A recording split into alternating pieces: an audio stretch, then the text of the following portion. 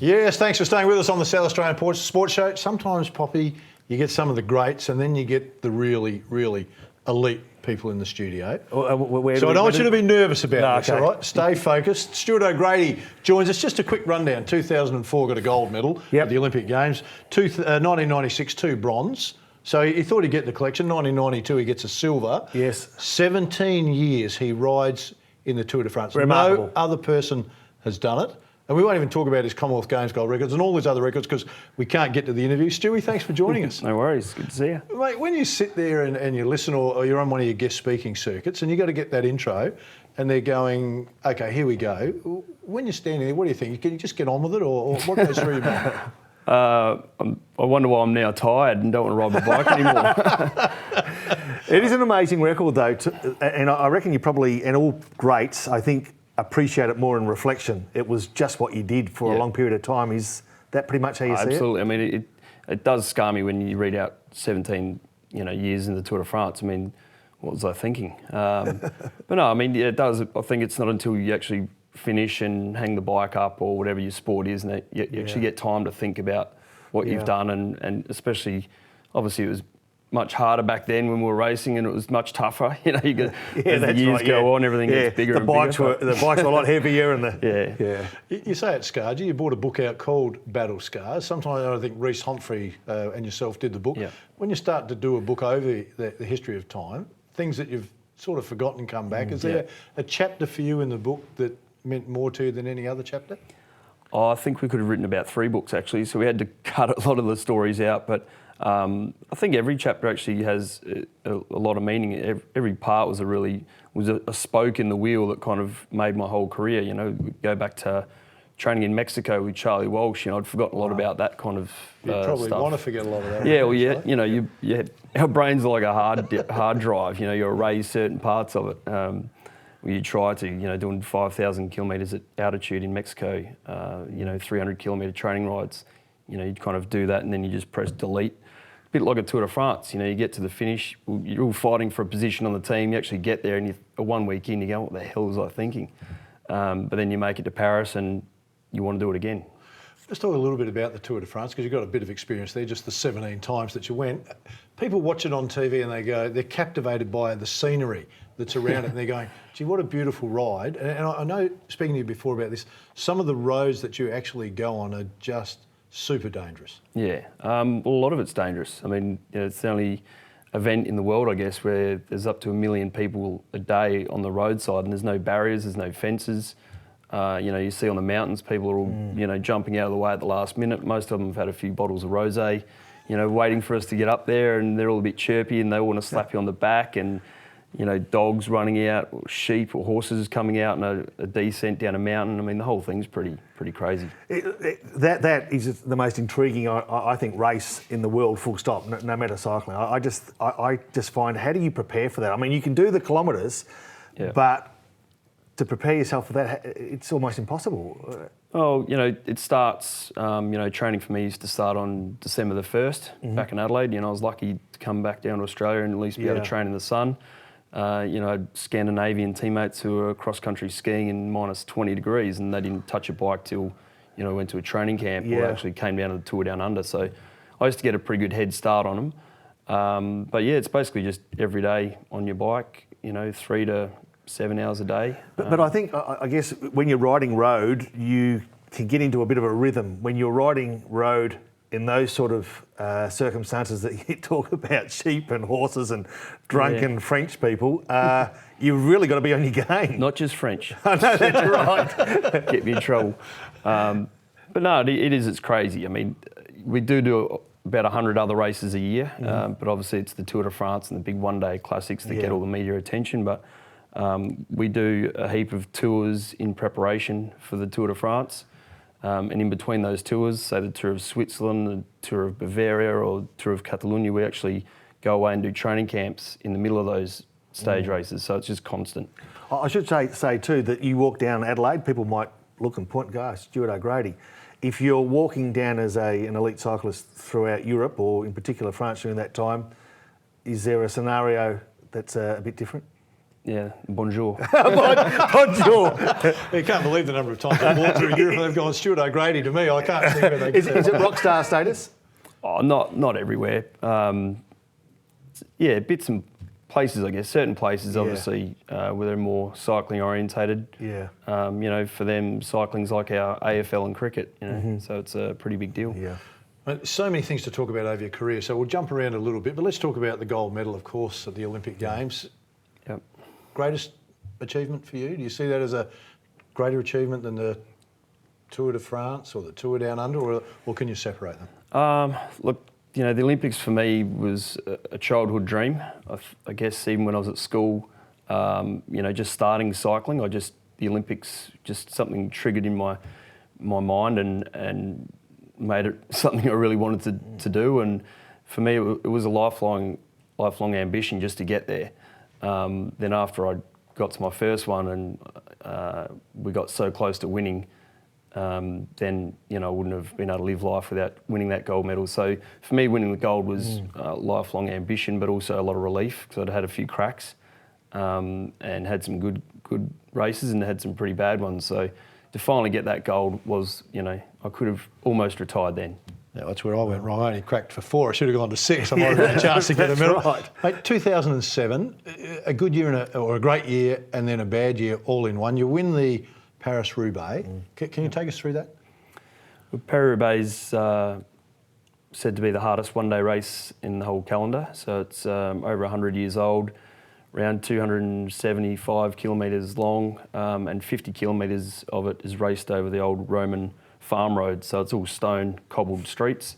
So the trophy is an actual cobblestone. And yeah, it's 50k of riding over these ridiculous roads, which is, I guess, the major challenge. You know, crashes, it's just pretty insane. Yeah, and again, I guess on a road, the Olympics was my childhood dream. When I turned professional and raced Paris-Roubaix the first time, you either love it or you hate it. I loved it, and that became my next ambition, or, you know. You know, they talk about being the first to do something, the first to climb Mount Everest. I mean, you're the first Aussie to win a major classic. Did you know that at the time, or you found that out later? It's one of the things you kind of, I guess you know about it, but it's not something you're out there trying to tick your own boxes. You know, not really worried about what's happened in history. And I guess also to, you know, I guess records are all meant to be broken, as everything is, but, you know, it's not like, as you know, you don't take up a sport to try and go, right, I'm going to break so-and-so's record, or I want to, you know, Jason Day, I want to be number one in the world. You kind of, you start somewhere, you tick that box, you go to Olympics, and next minute you're looking for bigger boxes to tick. Yeah. You mentioned 2007 being a good year, but it was also a bad year. As a footballer, you do a hamstring. I mean, you're out for a month or so. It's hard work. Mate, let me read you this, and I have to read it because I can't remember it. July 2007, I know you don't need to be reminded of it. He crashes on a descent. He fractures 8 ribs, his right shoulder blade, right collarbone, 3 vertebrae, punches a lung. So not much worse than a hamstring. Yeah, it's worse than a hamstring. Yeah. Sometimes you see in slow motion, you know something's going to unfold and you can't avoid it. Yep. This one, did you know, or it was just happening too quick? No, it all happened in a split second. I mean, yeah, a lot of the other crashes, you're sliding, or you can see something you're going to hit. You have time to almost prepare for it and get ready for it. But this was, 80 odd k an hour down a mountain, overtaking a rider, and he swerved to miss a hole and took my front wheel out. So when I landed, kind of exploded everything on that side, and then hit a pole, which brought me to a pretty instant stop, and that exploded all the ribs and vertebrae and everything. But if I didn't hit that pole, it was over the edge, and good night. So as much as that hurt, it was a good pole to hit. Do you remember thinking to yourself, I wonder when I'll be right to ride again?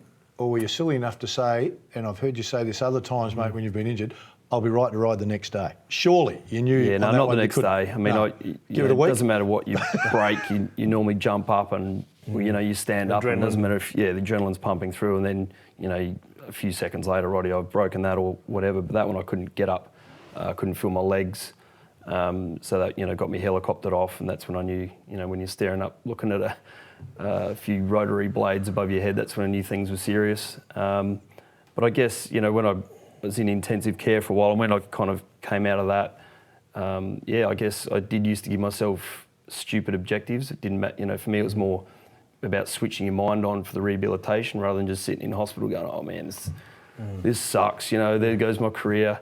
I just set myself an unrealistic goal, or realistic maybe, and say, in 2 months' time I want to be racing again. And at least that way, it might sound silly, but it triggers your mind at least starting to think positive.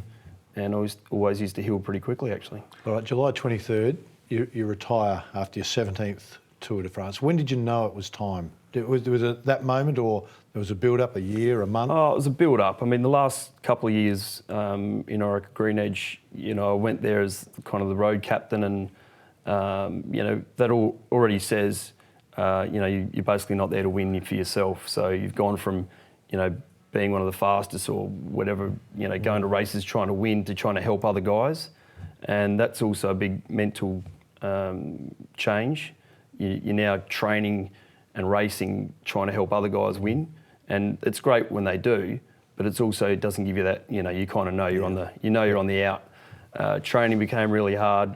We moved up to Luxembourg for the last couple of years. Weather was crap. Trying to do 5, 6, 7 hours in rain and snow. It was just, the fun was going out really quick. You mentioned having the advantage on European riders when you were back in Adelaide riding through December, which has now become obviously Tour Down Under time almost.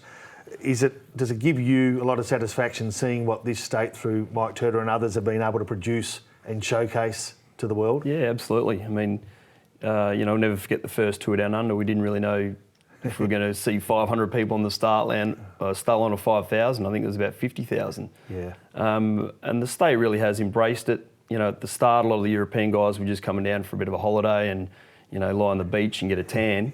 Now they're actually, teams are sending, because it's a world tour, there's a lot of points up for grabs. It's a great occasion for guys to be able to get a real good kick-start to the season.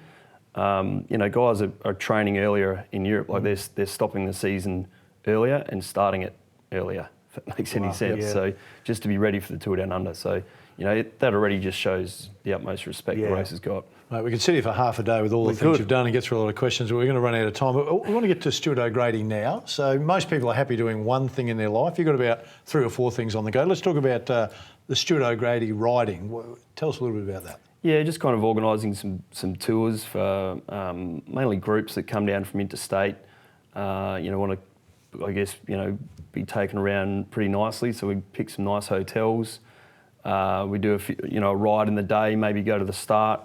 And then because of a few contacts I've built up over the years, that means we get access into the team. So it's really inside the Pro Tour team. So, we get the guys inside a team car for a lap around Stirling or around the Wollonga circuit, take them into the Hilton Hotel, meet a few of the other riders and directors, and have a few vinos with them at night and tell some stories. Poppy and I are thinking of doing a ride with you. We're thinking Glenelg to Brighton Jetty and back. For us, we could do that. You're on the speaking circuit. That consumes a fair bit of time. Yeah, normally, picks up around Tour de France time for obvious reasons. But it's there's a story there, I guess, for some people, whether it's inspirational, motivation, or coming back from some harsh moments. So yeah, it's always interesting. All right, and your own business down at the grandstand there at the East Park Lands, the Velo precinct. Yep. How's that going? Yeah, it's going really well actually. It's only early days, but we've had, just because of the location we're in, we've got the cycling track out the front, so we've got racing there a few times a week. And a lot of events actually come to us. The Classic Adelaide, the 3-day horse event, Clipsal. That was a bit of an eye-opener. Yeah, so it's a cafe in the old Victoria Park grandstand. Yeah, it's underneath the grandstand. Unbelievable location. It really is. It's a great setup too. And I drive past here quite a bit, and there's always people out there having a coffee and enjoying the sun or enjoying life. See you there soon. Yeah, I will be. Now that I know you're there. Your wife Anne-Marie works there as well. Yep. So is she the brains of the outfit? She works there as well. Can we clear it She up works right there. now? Absolutely her. Absolutely. If I go in there, I get, next minute you're working, so. Yeah. Yeah, they've got to have some brains. Stu, we appreciate you coming in. Look, we need to get to a break. Stay with us. Still lots to come.